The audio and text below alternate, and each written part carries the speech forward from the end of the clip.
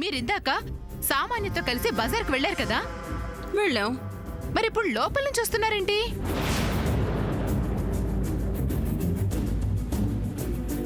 చెల్లి, ఇలా కాబోయే వియ్యపురాలను అడగడం ఏమైనా బాగుందో చెప్పు. అమ్మా, పిన్ని కరెక్ట్ గానే అడుగుతుంది, నువ్వు మధ్యలో మాట్లాడకు. అవునమ్మా, ఇప్పుడేం చెప్తుందో చూద్దాం. ఒరే, ఆన్సర్ ఏం చెప్పాలని ఆలోచిస్తున్నారు. అయ్యో జయంతి, ఎందుకు ఇలా నాన్ సెన్స్ క్వశ్చన్స్ వేస్తున్నావు? అయ్యో, నేనెక్కడ ప్రశ్నించాను? అడిగాను అంతే. సామాన్యతో కలిసి బయటికి వెళ్లిన మీరు లోపలికి ఎప్పుడు వచ్చారనేది నా సందేహం. చాలా సేపు అయింది. అబద్ధం. నేనిక్కడే హాల్లో ఉన్నాను. మీరు రావటం నేను చూడలేదే. నేను వచ్చినప్పుడు నీవిక్కడ హాల్లో లేవు.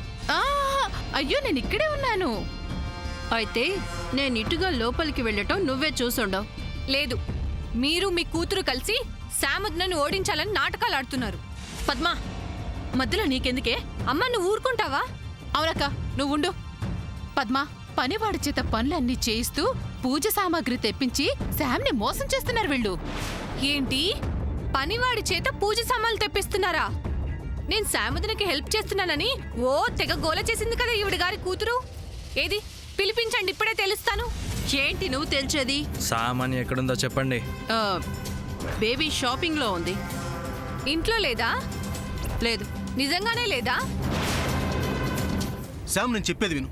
సామాన్య కావాలని ఇలా డ్రామా ప్లే చేస్తుంది. Hello, auto, auto stop. Sam, నేను చెప్ అరే శామ్, ఇది షేర్ ఆటో. No problem. నా టెన్షన్స్ అట్లీస్ట్ వీళ్ళైనా షేర్ చేసుకుంటారు. హే శామ్, నేను చెప్పేది విను. శామ్, డ్రైవర్ పోనీ. హే శామ్. శామ్, ఏంటి చెప్తుంటే? బాబు ఆపమ్మా. నేను ముందు నీ ఆటో ఎక్కాను. ఎందుకు ఆపావు? వెళ్ళు. హే శామ్. హలో బాబు, ఒక క్షణం ఆపు. ప్లీజ్ శామ్, నా మాట విను. ఆటో నువ్వు పోనివ్వు. హే బాబు, నువ్వు వెళ్ళకు. శామ్. సార్, వెళ్ళాలా వద్దా? ఏమ్మా, మేం వెళ్ళాలా వద్దా? ఏంటి సార్ మీ డిస్కషను? ఒకరు వెళ్ళమని ఒకరు వద్దని. మేము వెళ్ళాలా వద్దా? నేను అర్జెంటుగా హాస్పిటల్కి వెళ్ళాలండి. ప్లీజ్ అర్థం సార్, చేసుకోండి. హాస్పిటల్కి వెళ్ళాలంటున్నారు కదా, ఇలా ఆపడం పద్ధతి కాదు సార్. హే అలా చెప్పండి, వెళ్ళండి. భయ్యా భయ్యా, నువ్వు ఆగు భయ్యా, ఆగు. Sam please. సార్, ఒక పని చేయండి సార్, ఇద్దరు దిగేసేయండి. నోనో, కావాలంటే తన్నే దింపేయండి. నేను ఫస్ట్ ఎక్కాను, నేను ఎందుకు వెళ్ళాలి? సార్, ఎవరు దిగాలో ఎవరు దిగకూడదో మీరే నిర్ణయించుకోండి సార్. తను చెప్పేదేంటి? You go man. శామ్, చాలా ఎక్కువైంది. ముందు నువ్వు దిగు, నేను చెప్తాను. నేను దిగను. Sam please దిగో. చెప్పాను కదా నేను దిగనని. నువ్వు చెప్తే ఎందుకు దిగుతావు?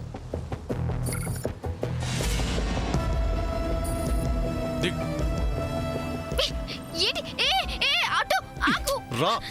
ఆటో వెళ్ళిపోతుంది. ఆటో ఆటో వెళ్ళిపోతుంది. ఏంటి ఆటో? ఎంత చెప్తున్నా వినవేంటి?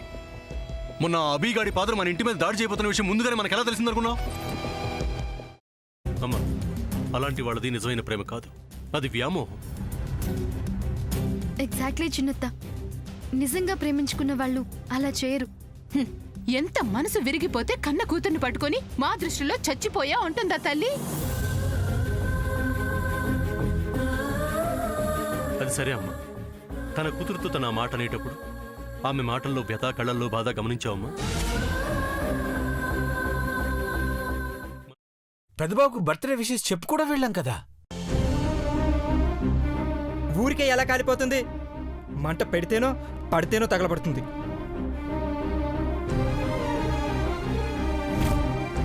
కరెక్ట్ చిన్నబాబు, నీకొచ్చినట్టే నాకు డౌట్ వచ్చింది. పార్వతే షర్టును తగలబెట్టిందనుకుంటా.